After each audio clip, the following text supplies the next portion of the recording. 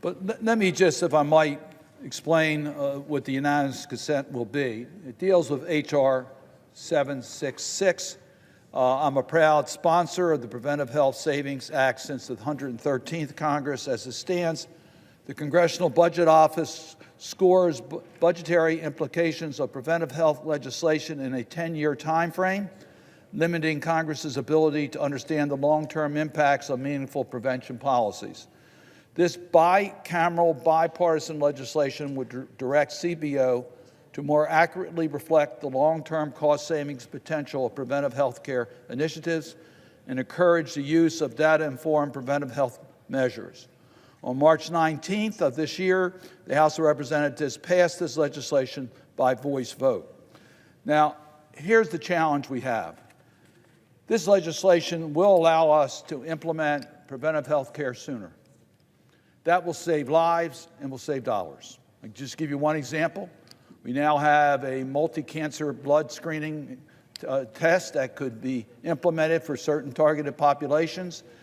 The longer that's delayed and being reimbursable under our healthcare system, the more people are not going to have the advantage of that, more lives are going to be lost. And with later detection of cancer, we know it's a more costly type of care that's needed, and it costs more money. So we have a chance today, because this is a House-passed bill, to send this bill to the President, and that's why I will be making unanimous consent requests in regards to the bill. I know that Senator Grassley has other legislation that he's been trying to get attached. I will urge him not to do that because it will obviously mean this bill will not pass. His issue is not related to the issue that this bill is about. I want to thank Senator Whitehouse and Senator Grassley for their help on the Budget Committee itself. But this is our last opportunity to do something meaningful to implement preventive health care that will save lives and actually save dollars for the taxpayers of this country. There's no question about it. This bill saves money, and we can get it done now. Any amendment on it obviously would have to go back to the House, and there's no possibility that the House would agree to it. So, Mr. President, as if in legislative session, I ask unanimous consent that the Senate proceed to the immediate consideration of H.R. 766, which was received from the House and is at the desk. Further, that the bill be considered read a third time and passed, and that the motion to reconsider be considered made and laid upon the table.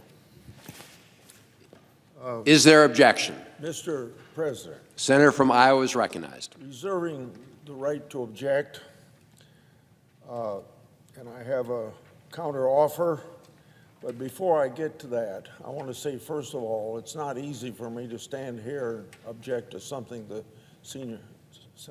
senator from Maryland wants to bring up, because he's a gentleman in the 100% way in the United States Senate. So it's not easy to go against his ideas. But I want you to know I've been working on this with Representative Burgess, the leader in the House of Representatives, and we offered 4 amendments to him in negotiations. He agreed to 2 of them, and 2 of them he didn't agree to, and we agreed not to push for that amendment. So we felt that we had good discussions with Representative Burgess, but now we're working on the House bill here, and none of those things that Burgess agreed to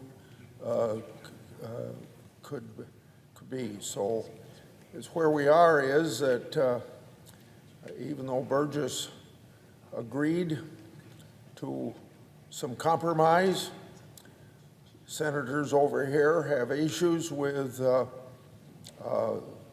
preventing Congress from depositing savings into the Medicare Improvement Fund in budget year 11 through 30, based upon CBO estimates of preventive health savings legislation.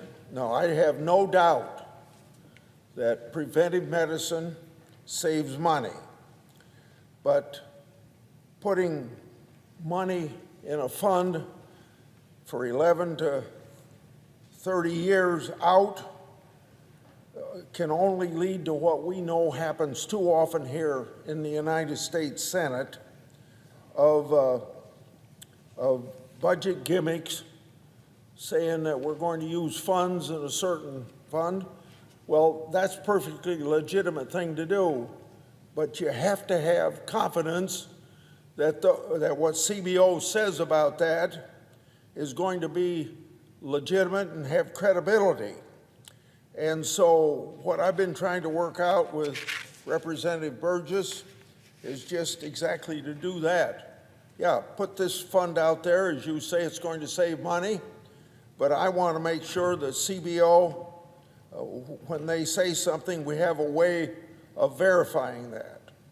So I want to say that I appreciate the intentions of this bill, increasing preventive health care to improve health outcomes and help patients and taxpayers avoid costly treatment and services down the road is a laudable goal.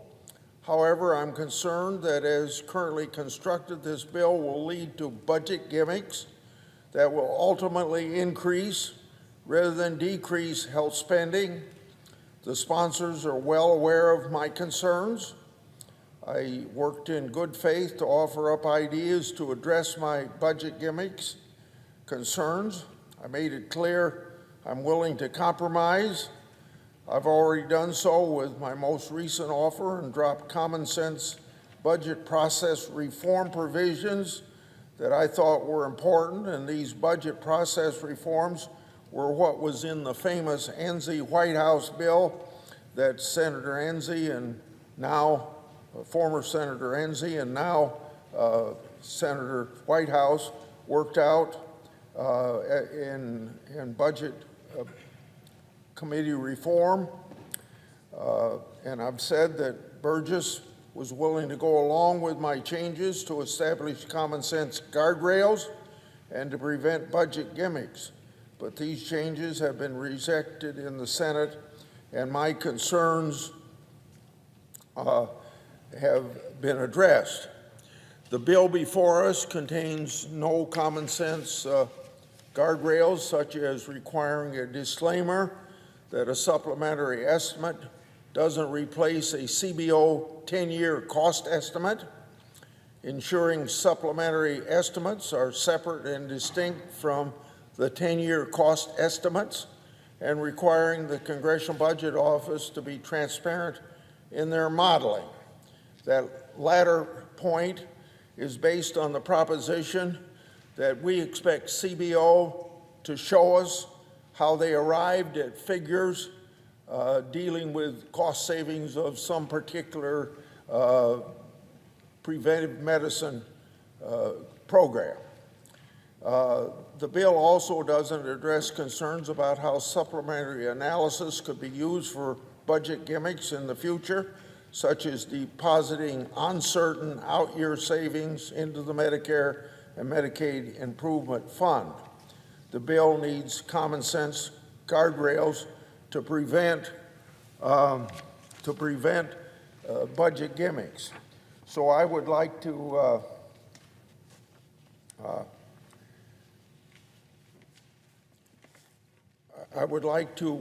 suggest this alternative.